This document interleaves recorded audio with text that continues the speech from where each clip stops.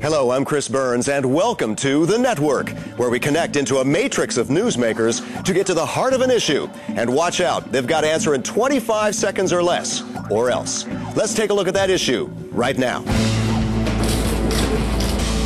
Croatia's Prime Minister Jadranka Kosor is pushing hard to make her country the EU's 28th member state. The European Union still doesn't think the Balkan nation has done enough to fight corruption and organized crime. Kosor has vowed no more untouchables, like her predecessor, Ivo Sanader, now wanted for bribery. In Croatia, a recent poll shows only about a fourth of voters want to join the EU. This after the International War Crimes Tribunal sentenced Ante Gotovina to 24 years in prison. Croats see the former general as their biggest hero in the Balkan Wars. Hungarian Prime Minister Viktor Orban says Croatia must join the EU to keep the momentum. Orban's country joined the European Union in the 2004 Big Bang of 10 mostly former East Bloc countries. He warns that if the EU doesn't integrate the Balkans, someone else will. Now, wired into this edition of The Network is, here at the European Parliament, Piotr Kaczynski at the Center for European Policy Studies. At CEPS, he is responsible for the institutional and political integration of the EU. From Zagreb, Andrej Plenković, Croatia's State Secretary for European Integration. He's a key point man for his country's effort to join the EU. And from Cambridge, David Campbell Bannerman, member of the Europe of Freedom and Democracy Party in the European Parliament. He's on the Parliament's Security and Defense Committee. Welcome to you all. Let's start with Piotr, and this is a question to all three of you, think about what the Hungarian Prime Minister said. How urgent is it for Croatia and the Balkans to join the EU? Well, I think the Hungarian Prime Minister was exaggerating a little bit. Of course, the place of Croatia and all Western Balkan nations is in Europe and in the European Union, should they choose so. So the question here on the agenda is not if, but when. Okay. Andrej, does that provoke you? Well, Croatia is working hard already for 6 years to become the member of the European Union. We are really at the verge of completing a long transition and reform process. We only have 4 more negotiating chapters to close, and the ambition of our government is really to fulfill the necessary criteria and get the decision of the European Council in June for the conclusions of negotiations.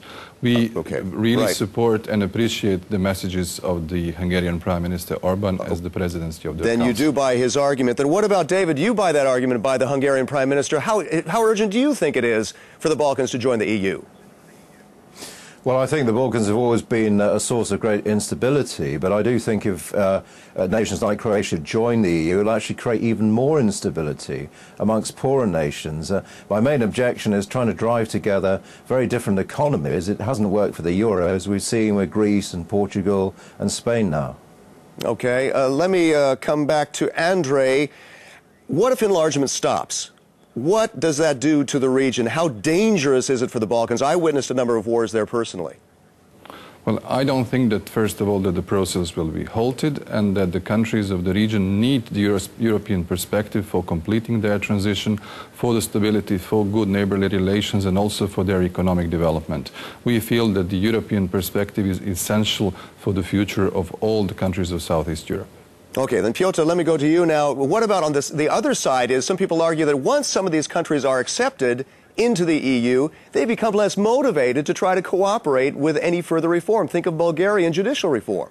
That's to some extent true. We've seen the shortcomings taking place in all new member states that joined after 2004. But having seen that post-2004 developments, we know already that something of that sort might be happening in the Croat case. So we already know that we should anticipate that sort of developments and take it into account right now, at this stage, for example, verification process, and should be therefore probably still applied for Croatia, unlike what the Commission has been proposing. Okay, David, to you, do you think that the Croatia and the rest of the Balkans ought to round up those war criminal suspects, the leading ones, before we talk about them joining the EU? Yes, I think that is an important initiative, yes, of course. However, I would recommend to Croatia to keep out. You're better off out the European Union. You have a lot of freedoms. You've escaped Yugoslavia. I believe, you know, from my perspective, that the EU is a different type of Yugoslavia, former Yugoslavia. But, you know, why rush back in to that kind of model? Andrei, what do you think about coming under the yoke of Brussels? Well, first of all, in Yugoslavia there was no freedom, there was no democracy. The European Union is a union of free nations that joined by their own will.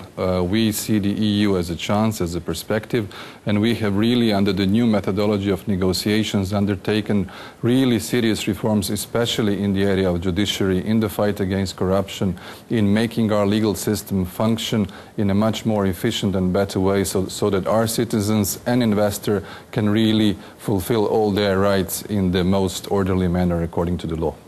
But what do you think about this, Piotr? Don't you think they ought to round up all their war criminals first? Well, of course they should comply with international law first. This is one of the conditions for entry of Croatia to the European Union, and that is part of the discussion about Mr. Gotovina and all the volatile support rate for integration in Croatia is a result of that process. But that has to be fully finalized before Croatia enters. Okay, here's a question for David. How do you persuade EU taxpayers that it's important to fund more enlargement? Well, with great difficulty. I mean, Britain is hurting at the moment. I mean, a big reason why we've had the elections yesterday here in the UK, and the Lib Dem party, which is part of the coalition government, has suffered very badly because it's been supporting the cuts, the government cuts. So, you know, the British taxpayer cannot afford to keep bailing out countries such as Portugal. Spain is massive. If Spain needs help from the euro, then the whole thing will collapse, and I think that's where we're going to go. Okay, David, let me go to Andrei. Andrei, how do you persuade the European public to accept Croatia and other countries from the Balkans into the EU when already there's a lot of enlargement fatigue? Croatia's public opinion is stable. For many years, more than 55 to 64% are fully in favor in joining the European Union. And as far as our image abroad is concerned, I think most of the publics in the EU have a lot of sympathy vis-à-vis our country, and I think we are quite well known and well awaited in the European Union. Okay, Andrei, thank you very much. Piotr, let me go to you. Doesn't a European Union of 30 countries become a UN without a Security Council? Very unwieldy. What do you think? Well, I can imagine a European Union of up to 44 countries if you look at the map and count them in, because membership in the Union is not a privilege, it's a right of every European country, and we have about 44 of those states eligible. Okay, but they're going to become unwieldy. Well, but Croatia, look at this from this perspective. Enlargement fatigue does not refer to Croatia. Enlargement fatigue either refers to the 2004 scare Polish plumber in France or to Turkey. It doesn't concern Croatia at all. Okay, let me spin this to you, David. Doesn't this make an anti-federalist want more countries to join the EU, so it's watered down, it's like a UN, it can't be a super state like you're afraid of? Well, it is a super-state. I mean, the objective is to create a United States of Europe. As I say, the model is another Yugoslavia, a different form of Yugoslavia, but that's where we're heading, and it doesn't work as a model. I mean, Croatia, you know, is a nice country. I've been there. I do recommend it doesn't go this far into the EU. You know, there are alternatives. Thank you, David. Last question to Andrei. Let me ask you, how powerful would a Croatia in the EU, how much power would that have to encouraging Bosnia-Herzegovina and other countries on its border to want to join Europe? Well, I think that all the countries of the region look at us as a model. We have advanced very much compared to all of our neighbors, and I think that our enlargement, our accession, will be a great motivation for all of them to join the European path, and we help them in most institutional and integration experience ways whenever we can. So I think for all of the countries of the region, Croatia's success is their success too. Thanks, Andrei. Thanks to all of you. That's all the time we've got for now. I'd like to thank our guests, Piotr Kaczynski, Andrei Plenković, and David Campbell-Bannerman. I'm Chris Burns, and until next time, thanks for connecting with The Network.